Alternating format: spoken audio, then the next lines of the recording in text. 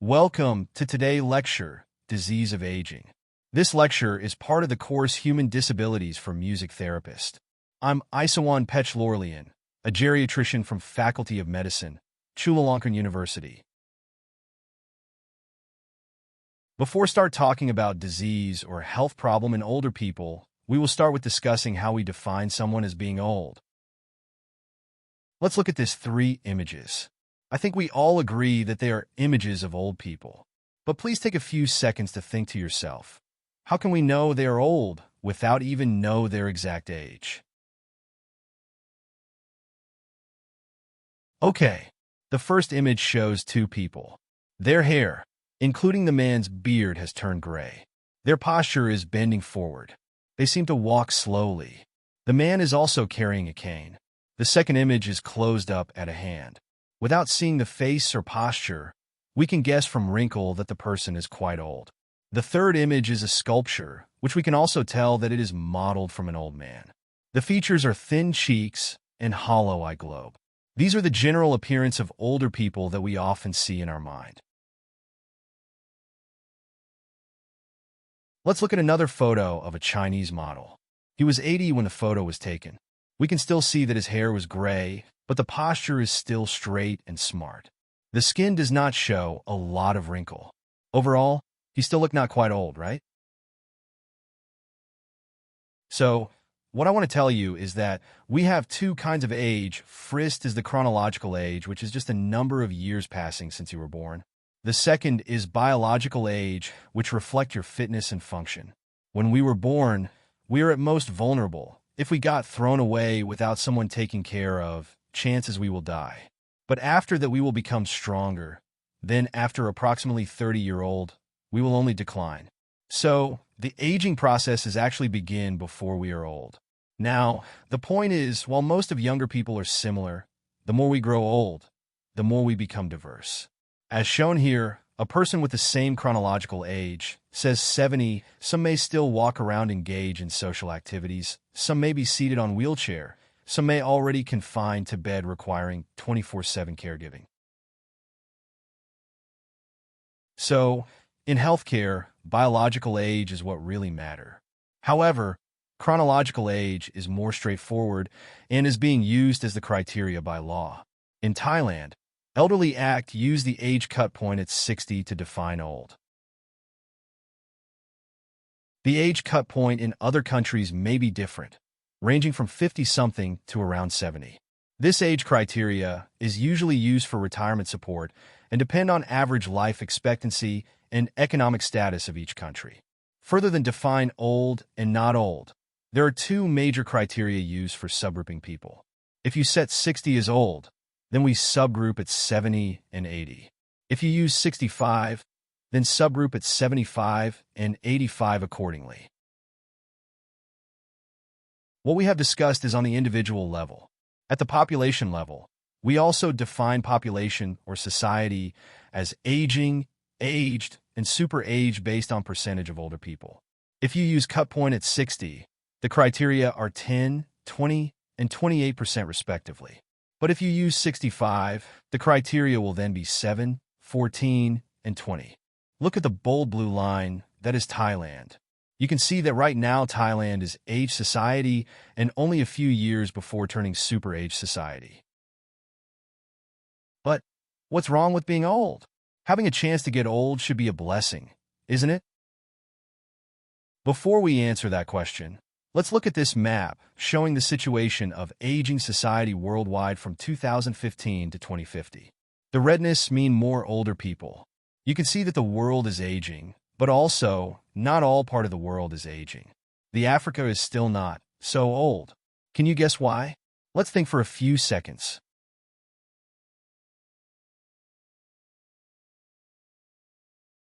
Well, there are many explanations.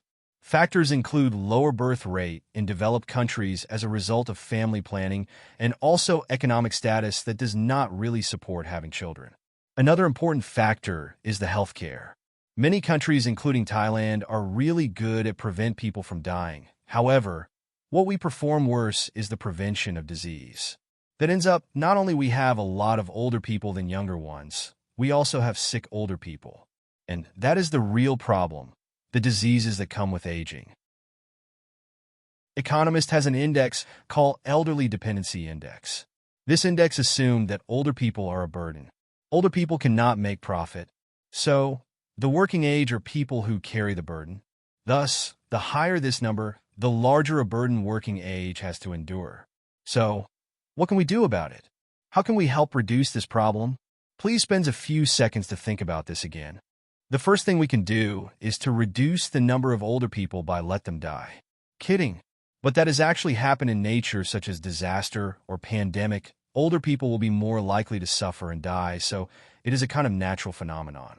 Another number we can raise is working age. This is by promoting young people to have kids which will grow up into adulthood soon.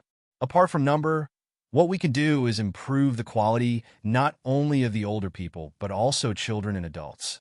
Because only by preparing them before they turn old that we can create a healthy older people. Let's capture what we have learned up to this point. We have learned about chronological and biological aging at an individual level.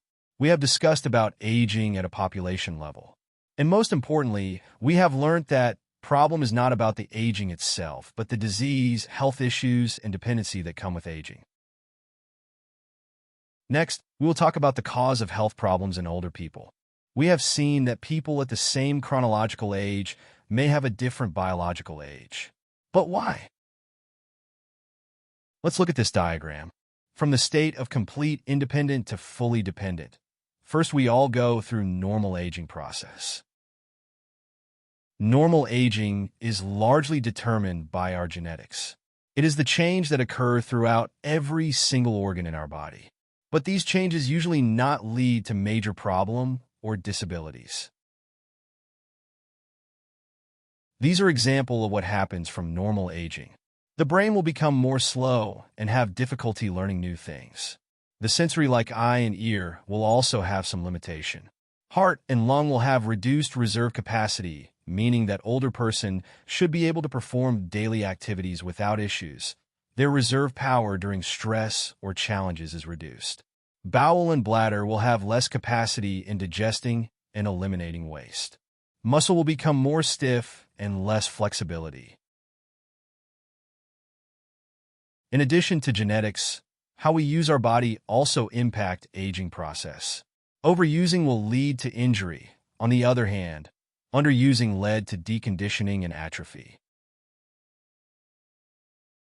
Concept of injury and deconditioning are well demonstrated with musculoskeleton and heart-lung function. For other organ system, the concepts still hold truth. Education and continuous engagement in cognitive challenging activities help prevent dementia. Using too much vision and hearing in unhealthy situation also lead to problem. Then we have diseases. Some diseases are well known to accelerate aging process, such as diabetes and HIV. These are the example of diseases that are common with aging. I think you have learned many of them in previous lectures. So, the 4 factors, normal aging, injuries, deconditioning, and diseases, summed up and lead to frailty, a state preceding dependency. Frailty or fragility is a concept that has been at the heart of geriatric medicine. Frailty is roughly defined as the state of increased vulnerability. That is, people who are frail are more likely to become ill, hospitalized, and die when compared to those who are not frail. Frailty is a concept that we all aware of but hardly defined. Think of when you see a very old person walking very slowly and unsteady across a street, and you would not be too surprised if that person will fall and have accident soon. That is also frailty. Many literatures have come up with a criteria to identify frailty. You don't really have to know them in detail, but I want to give the idea that there are 3 main ways to define frailty. 1. Phenotype. Studies use statistical analysis to find what characteristic or performance can predict bad outcomes. The most cited phenotype is Fried's frailty phenotype, consisting of slow gait, poor hand grip strength, losing weight, feeling fatigue, and do very little activity. 2. The second theme is to counting a number of problems. The more problems you have, the more likely you will have bad outcomes. 3. Lastly is clinical subjective criteria. The criteria use the ability to perform activities of daily living and mobility to grading this criteria. Frailty is also a part of vicious cycle. If you are frail, you will be more likely to develop diseases, having injuries, or even decondition due to lack of activities. Let's stop here for a while. Think about frailty. If we know that a person, especially a patient, your patient have frailty, what will you do with that patient different from others? On the other hand, if we are not aware that the patient we are facing is frail, will that lead to anything bad? I will not tell you the answer now, but as a healthcare provider, you have to remember that taking care of a person should be individualized, and frailty is one of individual character that you should always take into account when consider service plan. Another important problem of aging is ageism. It is a kind of stereotyping or even considered as stigmatization against old people. Example of ageism are as shown. Ageism may lead to bias, ignorance, neglect, depression to both the patients, the family, and even the healthcare provider, that is you yourself. For example, if you have ageism that it is normal for old people to not be able to walk steadily, you will not try to seek care for the person. The first thing we can do to fight ageism may start with developing a self-awareness without bias if you are actually age-sim or not. Recap here. What we have learned so far is the upper part of this diagram. We learn about older people and the aging process. What we are not going to talk is the action of us as healthcare provider. Instead, we will now talking about the goal. If we get the goal right and we understand the root cause of problem correctly, we should be able to come up with a strategy to battle disease of aging by ourselves. The goal we are talking about is healthy aging. Again, before we move on, please take time to consider by yourself. Use your instinct. Tell yourself how would you imagine healthy aging will be like. All right, first of all, healthy aging is actually a decade goal of WHO. The goal is that everyone should have a long and healthy life. So, live long is not enough. You also have to be healthy. Personally, I think the most important ideas lie in the word everyone. Meaning that even if you have diseases or disabilities, you can still be healthy. Take a short time to think. If you are someone who says losing both legs, can you still be healthy? In order to achieve healthy aging, WHO sets the functional ability as the operative definition of healthy aging. The functional ability are 1. To learn, grow, and make decision. 2. To be mobile. 3. To build and maintain relationship. 4. To contribute to society. WHO says that if a person have functional ability, that person is healthy irrespective of diseases and disabilities. Starts with to learn, grow, and make decision. People who have problem with this are those with cognitive impairment, low education, or have problems with their vision and hearing. But having those problems does not necessarily prevent them from learning, growing, and making decision. If they were provided with an appropriate handicap, eyeglasses, hearing aids are a common way to help people achieve this goal. If you are preparing the media with elderly in mind, and you use easy-to-understand language, large text size, easy-to-read color, those also count as helping people to have functional ability in this aspect. Next is to be mobile. The gut in red is healthy and mobile, no question. But what about the others? Similar to the previous case, even if you were disabled, if you can move after providing an appropriate equipment or a caregiver, and you are living in an age-friendly environment where a wheelchair can access places and travel with ease, that should count as healthy aging in terms of mobility. One of the inevitable threat of anyone who become old is loneliness. There will be more and more loss of friends and family as long as you are still alive on. So it is very important to allow older people to build a new relationship. Group activity like class, hobby group, or music bands are not only for recreation purpose, but also a platform where older people can gain new friends. Or in some situation like during the pandemic, family can't visit the older people. In this case, using telecommunication technology can help older people to stay connected with their family. Lastly is the chance to contribute to society. Personally, I think this is what makes their life worth it.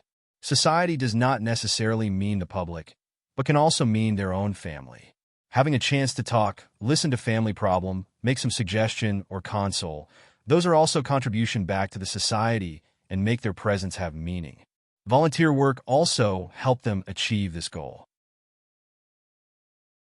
So, functional goal is actually a sum of person intrinsic capacity and extrinsic support. If we know what a person is lacking, we can just fulfill them in order to reach the functional ability goal. Each person is different and likely need a different support. So, we have learned of the goal, that is healthy aging. We will briefly discuss about what we can do to reach our goal. If we know the causes, we know the solution. For normal aging, currently there is no intervention, and I doubt there will be one. So, just accept and adapt to the natural change might be the best way. What we should focus on is other factors like health promotion through adequate exercise, clean food, enough sleep. For diseases, we can screen for risk factors and provide early treatment before they cause problem. Frailty and ageism can be tackled with education and raising awareness. Probably start with our own self. And for the functional ability, the most important thing is to finding the gap in their function. Identifying those gaps are what we geriatricians call Comprehensive Geriatric Assessment, or CGA.